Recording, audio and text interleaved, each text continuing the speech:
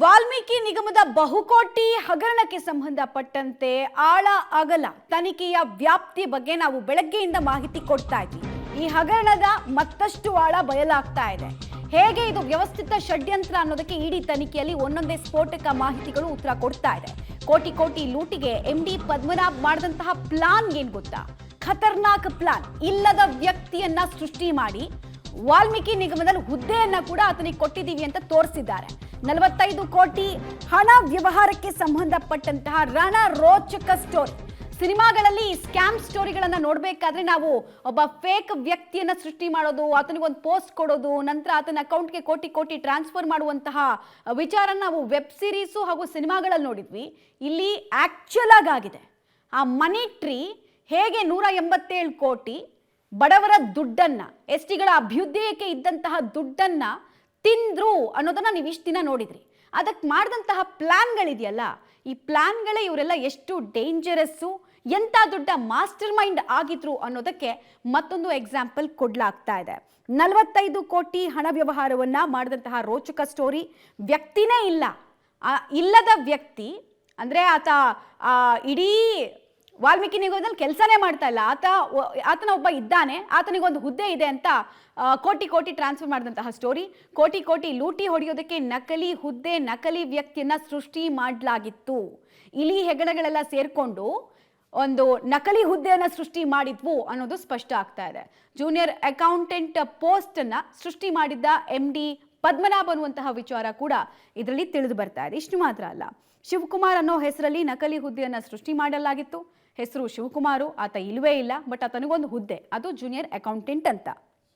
Junior accountant ಅಂತ ID card ಅನ್ನ ಕೂಡ ಕೊಡಲಾಗಿತ್ತು.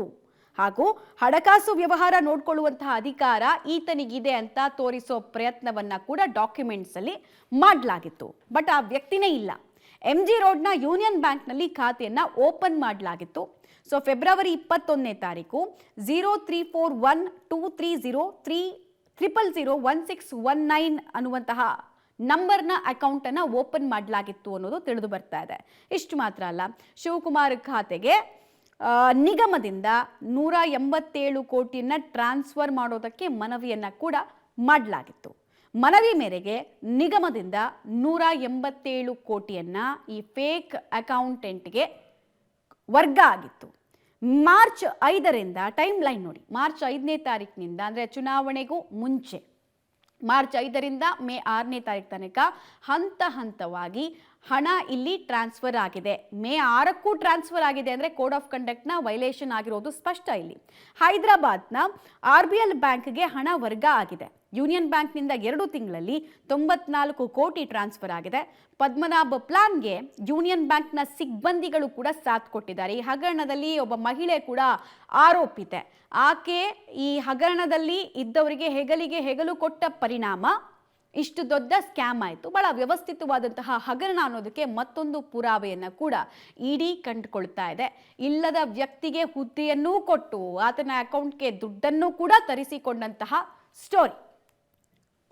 ಡೀಟೇಲ್ಸ್ ಕೊಡ್ತಾರೆ ನರಸಿಂಹಮೂರ್ತಿ. ಇಲ್ಲದ ವ್ಯಕ್ತಿಗೆ ಹುದ್ದೆ ಸೃಷ್ಟಿ ಮಾಡೋದು ನಾವು ಇಷ್ಟು ದಿನ ಈ ವೆಬ್ ಸೀರೀಸು ಸಿನಿಮಾಗಳಲ್ಲಿ ನೋಡ್ತಾ ಇದ್ವಿ. ನೈಜವಾಗಿ ಕೂಡ ಇಂಥದ್ದೊಂದು ಐನಾತಿ ಪ್ಲಾನ್ ಅನ್ನು ಮಾಡಿ ದುಡ್ಡನ್ನು ನುಂಗಬಹುದು, ನೀರು ಕುಡಿಬಹುದು ಅನ್ನೋದನ್ನ ಈ ಗ್ಯಾಂಗ್ ತೋರಿಸ್ಕೊಟ್ಟ ಹಾಗೆ ಕಾಣಿಸ್ತಾ ಇದೆ. ಮತ್ತು ಮೇ 6ನೇ ತಾರೀಕು ತನಕ ಕೂಡ ಹಂತ ಹಂತವಾಗಿ ದುಡ್ಡು ಹೋಗಿದೆ ಅಂದ್ರೆ ಕೋಡ್ ಆಫ್ ಕಂಡಕ್ಟ್ನ ವೈಲೇಷನ್ ಕೂಡ ಆಗಿದೆ.